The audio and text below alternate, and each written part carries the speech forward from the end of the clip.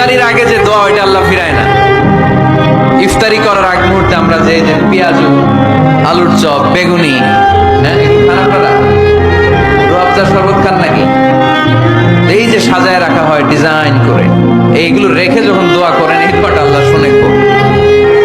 আল্লাহ বলে কিরে ফেরেশতারা ঘটনা কি, এত খাবার কেন? আল্লাহ রোজা রাখছে। কি চায়? আল্লাহ ক্ষমা চায়। তো খায় না যে তৃষ্ণার, তো আল্লাহ আপনার ভয়।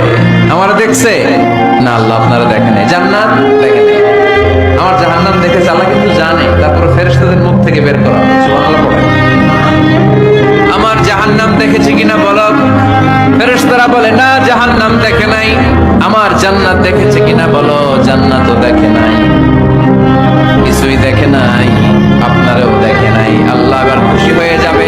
আমার খুশির জন্য, আমার ভয়ে তৃষ্ণার্ত ক্ষুধার্ত সামনে খাবার হাত